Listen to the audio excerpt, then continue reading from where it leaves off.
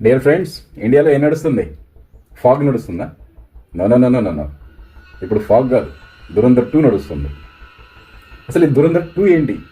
దురంధర్ 2 ఒక నిజాన్ని నిక్కచ్చిగా చెప్పినటువంటి, ఓపెన్గా బహిర్గతంగా దేశ ద్రోహులైనటువంటి కాంగ్రెస్ పార్టీ, దాని తోక పార్టీలు దేశానికి ఎంత ద్రోహం చేశారనేది బట్టబయలు చేసేటువంటి ఒక ధైర్యశాలి తీసినటువంటి ఒక మూవీ. నిజమైన దేశభక్తులు, నిజమైన భారతీయుడు ఎవరైనా ఉంటే తప్పకుండా ఈ మూవీ చూడాలి, చూసి తీరాల్సిందే. ఎందుకంటే కాంగ్రెస్ మాయాజాలంలో పడి ఎన్ని రోజులు మోసపోయింది చాలు, యువతని తప్పుదారి పట్టించింది చాలు. ఓ ఈ మూవీ చూడండి. ఈ మూవీకి నోట్బందీకి సంబంధం ఏంటి? ఈ మూవీకి డెలారో అనే ఒక కరెన్సీ ప్రింటింగ్ కంపెనీ ఏదైతే బ్రిటన్కి చెందిందో దానికి కనెక్షన్ ఏంటి? ఆ కంపెనీకి పాకిస్తాన్కి కనెక్షన్ ఏంటి? ఆ కంపెనీకి కాంగ్రెస్ పార్టీకి కనెక్షన్ ఏంటి? ఆ కాంగ్రెస్ పార్టీకి ఇండియాలో ఉన్నటువంటి మాఫియాలతోటి కనెక్షన్ ఏంటి? ఇండియాలో ఉన్న మాఫియా వాళ్ళతోటి పాకిస్తాన్కి ఉన్న కనెక్షన్ ఏంటి? ఇదంతా రియాలిటీ, ఏదో కట్టుకథ కల్పితం కాదు. ఇప్పటి వరకు కాంగ్రెస్ మాయాజాలంలో పడి యువత తప్పుదారిన నడిచింది, వాళ్ళ మాటలు నమ్మింది కాకుండా దేశానికి చాలా నష్టం చేసే అంత డీప్గా వెళ్ళిపోయారు అనమాట ఈ జన్ జీ ఏదైతే ఉందో యువత. ఇంకా మాయాజాలంలో, కాంగ్రెస్ మాయాజాలంలో పడినటువంటి ఎంతోమంది అమాయకులు కాంగ్రెస్ చేసినటువంటి మోసాలని, దగాన్ని, దేశద్రోహాన్ని గుర్తించలేకపోయారు. వాళ్ళు చేసిన నీచ కృత్యాలు ఏవైతే ఉన్నాయో వాటన్నిటిని బయటపెట్టేదే ఈ దురంధర్ 2. దురంధర్ 1 కూడా వచ్చింది.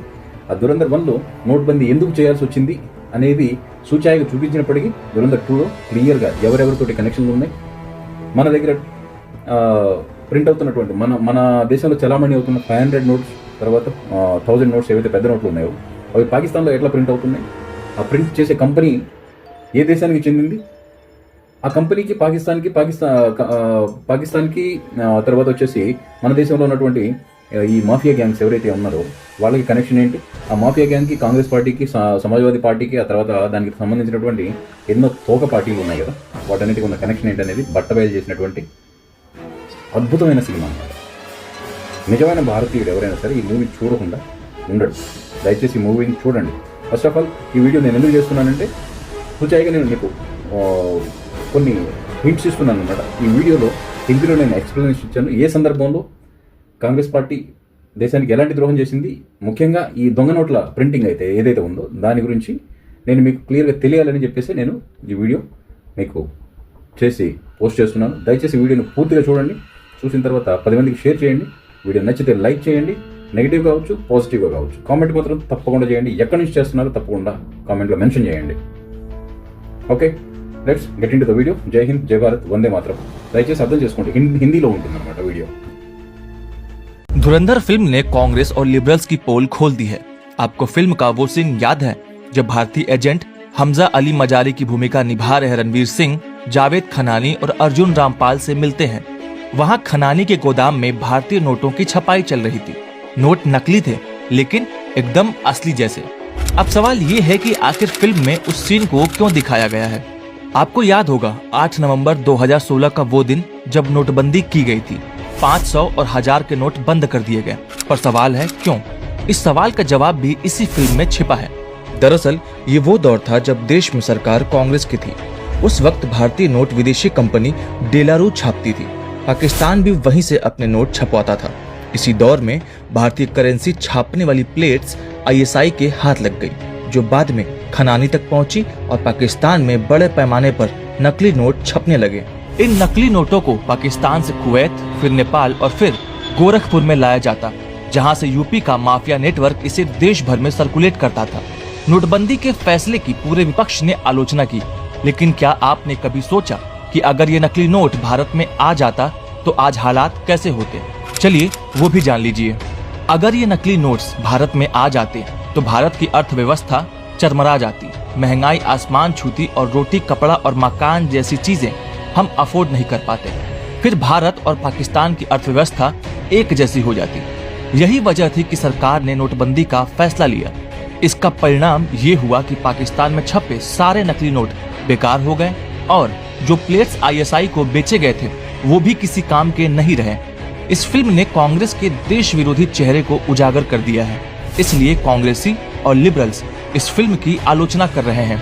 अगर ऐसी पार्टियों से देश को बचाना है तो हमें पहले से ज्यादा सावधान रहने और सतर्क रहने की जरूरत है, वरना ये गद्दार इस देश को बेच खाएंगे। धुरंधर से पाकिस्तान हुआ बेनकाब, तो लिबरल्स के सीने में क्यों लगी है आग? क्योंकि धुरंधर ने लेफ्ट लिबरल और उसके कांग्रेसी इकोसिस्टम की वो पोल खोल कर रख दी है जो ये नहीं चाहते थे कि देशवासियों को पता लगे। आज हम वो 3 बड़ी वजह बताने जा रहे हैं जिसके कारण धुरंधर को ये अंदर घोंट नहीं पा रहे हैं। जब फिल्मों में रॉ और आईएसआई के आतंक जासूसों की लव स्टोरी दिखाई जाए तो ये उसे भारत जोड़ो यात्रा का नाम दे देते हैं, लेकिन जब धुरंधर जैसे फिल्म पालने वाले आईएसआई और उसके गुर्गों की मिलीभगत को विद रिकॉर्ड एक्सपोज करती है तो ये उसे प्रोपेगेंडा कहने लगते हैं। ऐसे लोगों को ढाई मोर्चे का दुश्मन नहीं कहें तो क्या कहें। इस फिल्म ने पाक प्रेमी कांग्रेस की पोल भी खोलकर रख दी है। कैसे 26/11 जैसे बड़े हमले के बाद रिमोट सरकार में अपने घुटने टेके थे और हमारी इंटेलिजेंस एजेंसियों के हाथ पैर बांध दिए गए थे ताकि वो पाकिस्तान को सबक सिखा ही ना पाए। सबसे आखिर और अहम वजह तो ये है कि इस फिल्म की शुरुआत गीता के एक श्लोक से हुई है और ये श्लोक ही लिबरल्स की दुखती आत्मा पर नमक डालने के जैसा है। आज धुरंधर के साथ जो हो रहा है वही 24 साल पहले गदर के साथ हुआ था। उस समय मीडिया ने गदर को गटर कहा था। जो फिल्म पाकिस्तान के खिलाफ हो, आतंकियों की असलियत बताए तो वो प्रोपेगेंडा। कश्मीर फाइल्स और द केरल स्टोरी भी इसका शिकार हुई, क्योंकि भारत का लिबरल जीवी और दरबारी मीडिया हमेशा से इंडियन आर्मी और इंडियन एजेंट्स की तारीफ सुनना पसंद नहीं करते। उन्हें वो फिल्में पसंद आती है जिसमें हिंदू देवताओं का मजाक बनाया गया हो, जिसमें आतंकियों का नाम भोला पंडित रखा गया हो, और अगर ऐसे नहीं होगा तो ये विरोध करेंगे। आप सोचिए, क्या ऐसा संभव होगा कि यहूदी हिटलर पर बनी फिल्म का विरोध करेंगे? लेकिन हमारे यहाँ एक खास किस्म का लिबरल परिवार है जिसका दिल पाकिस्तान की तरफ धड़कता है। लेकिन आज धुरंधर की लोकप्रियता से ये साबित हो गया कि नया भारत और उसके युवा जेएनजी इनकी चिकनी चुपड़ी बातों में नहीं आ रहे हैं और गर्व से खुद को राष्ट्रवादी बता रहे हैं। 500 रुपए और 1000 रुपए के करेंसी नोट लीगल टेंडर नहीं रहेंगे। 2016 की रात 8 बजे पीएम मोदी ने जो किया उसका जख्म आज तक कांग्रेसी, आतंकी, पाक प्रेमी और माफियाओं को चुभती है। धुरंधर फिल्म ने उसी घाव को फिर से ताजा किया है और दिखाया है कि चाय वाले के आने से पहले सिर्फ भारतीयों के साथ नहीं बल्कि उनकी अस्मिता, उनका फ्यूचर, यहाँ तक कि उनके रुपयों के साथ क्या खिलवाड़ किया जा रहा था। धुरंधर फिल्म के पार्ट 1 में अजित डोभाल का रोल निभा रहे आर माधवन पूछते हैं, पाकिस्तान को हमारे 500,000 नोट के प्रिंटिंग प्लेट्स मिले कैसे? इसका जवाब हम आपको बताते हैं। ये कहानी शुरू होती है 2006 से। भारत सरकार security printing and meeting corporation of India limited नाम से एक कंपनी बनाती है जिसका काम देश की करेंसी को छापने का होता है और इसके मुखिया बनते हैं अरविंद मायाराम। आरोप है कि अरविंद मायाराम नियमों को ताक पर रखकर इस कंपनी के सभी फैसले मनमानी तरीके से लिए। मायाराम ने ब्रिटिश कंपनी डेलारू को नोट छापने के लिए जरूरी कागज, धातुई धागा, इंटाग्लियो स्याही आदि की आपूर्ति का ठेका दिया। 2010 के आसपास इस कंपनी की पोल तब खुलती है जब चिदम्बरम और मायाराम दोनों की वित्त मंत्रालय से छुट्टी हो जाती है। कंपनी को घटिया क्वालिटी, नियमों के उल्लंघन और झूठे सर्टिफिकेट देने के कारण ब्लैकलिस्ट कर दिया जाता है। लेकिन 2012 में ही चिदम्बरम और मायाराम की फाइनेंस मिनिस्ट्री में वापसी होती है और तभी ब्लैकलिस्ट हुई कंपनी डेलारू को 3 साल का एक्सटेंशन दे देते हैं। अरविंद मायाराम के वित्त सचिव रहते हुए इस कंपनी को करेंसी में उपयोग किए जाने वाले कलरफुल धागा खरीदने का ऑर्डर दिया था। ये ऑर्डर लगभग 1688 करोड़ का था। ये खरीद 2012 में हुई थी, जबकि कंपनी को तो 2011 में ही ब्लैकलिस्ट कर दिया गया था। आरोप है कि मायाराम ने सब कुछ जानते हुए भी ब्रिटिश कंपनी को अवैध रूप से 3 साल का एक्सटेंशन दिया। साथ ही ऑर्डर में टेंडर प्रोसेस भी नहीं अपनाई गई। 2014 में मोदी सरकार के आने के बाद डेलारू कंपनी का ये केस पीएमओ तक पहुंचता है। डेलारू कंपनी से आपूर्ति रोक दी जाती है और नए सिरे से टेंडर जारी किए जाते हैं, जिसके बाद साल 2005 के मुकाबले लगभग आधी कीमत करेंसी मटेरियल की आपूर्ति होने लगती है। सरकार इसकी जांच सीवीसी को सौंपती है। पड़ताल के बाद सीवीसी इस पूरे मामले को सीबीआई को हैंडओवर करती है। लेकिन कथित करेंसी घोटाला देश की सुरक्षा से जुड़ा केस है, क्योंकि जिस कंपनी से डील होती है उससे पहले शर्त होती है कि वो दुश्मन देश का वैसा मटेरियल सप्लाई नहीं करेगा जो भारत में सप्लाई होगा। लेकिन कांग्रेस की करीबी माया राम ने जिस कंपनी को एक्सटेंशन दिया, उसी कंपनी पर आरोप लगे हैं कि वो पाकिस्तानी करेंसी छापने और उसको भी वही मटेरियल उपलब्ध करवा रही थी। लेकिन जैसे ही मोदी जी ने फर्जी करेंसी पर रोक लगाने के लिए नोटबंदी की, तो वो माफियाओं की कमर टूट गई, उनकी फंडिंग धराशायी हो गई।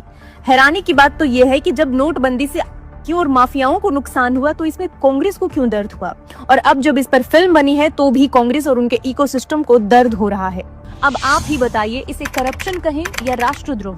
तभी तो सब एक सुर में एक ही बात कहते हैं, जब से ये चाय वाला आया है तब से हमारा जीना मुश्किल हो गया है।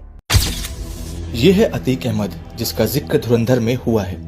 नाम आपने सुना होगा, पर कहानी और भी ज्यादा काली है। धुरंधर ने नोटबंदी, जाली नोटों और यूपी के उस माफिया नेटवर्क को एक्सपोज कर दिया है, जिसे कभी सपा ने तो कभी कांग्रेस ने शह देने का काम किया था। ये कहानी उस समय की है जब केंद्र में कांग्रेस और यूपी में सपा की सरकार हुआ करती थी। फिल्म के एक सीन में अतीक को पाकिस्तानी हैंडलर यानी अर्जुन रामपाल से बात करते हुए दिखाया गया है, जहां अतीक कहता है, चाय वाला हमारे अंदर घुसकर फट गया है, कुछ बड़ा करना होगा। दूसरे सीन में जेल में बंद अतीक अर्जुन रामपाल से फोन पर कहता है, डॉक्टर से बात हो गई है, वह फर्जी सर्टिफिकेट बना देगा, 2 दिन में बेल मिल जाएगी। इसी दौरान अर्जुन रामपाल अतीक से कहता है कि बड़ा कंसाइनमेंट नेपाल के रास्ते भारत जाएगा, जिसे हैंडल करने की जिम्मेदारी अतीक लेता है। अभी अतीक जेल से मेडिकल चेकअप के लिए जा ही रहा था कि अतीक और अशरफ की गोली मारकर दी जाती है। आसान भाषा में कहें तो अतीक को मिट्टी में मिला दिया गया। इस घटना के बाद अतीक का वो माफिया नेटवर्क ध्वस्त हो गया, जिसे उसने पाकिस्तानियों की मदद के लिए बनाया था। और अतीक के इसी माफिया नेटवर्क की वजह से कभी भारत में बड़ी संख्या में जाली नोट लाए जाते थे, तो कभी की तस्करी की जाती थी। पर जो लोग इस फिल्म को प्रोपेगेंडा या ख्याली पुलाव बता रहे हैं, शायद वो ये भूल गए कि अतीक का और के साथ कनेक्शन साबित हो चुका है। इतना ही नहीं, उमेश पाल की जिस इस्तेमाल किया गया था वो भी पाकिस्तान से ही मंगवाए गए थे। ध्यान रहे, ये वही अतीक है जिसके कुत्ते से मुलायम सिंह हाथ मिलाते थे। ये वही अतीक है जो संसद भवन में हाजिरी लगाता था। ये वही अतीक है जिसने कांग्रेस और सपा के राज में जमकर उत्पात मचाया, जो आज मिट्टी में मिल चुका है।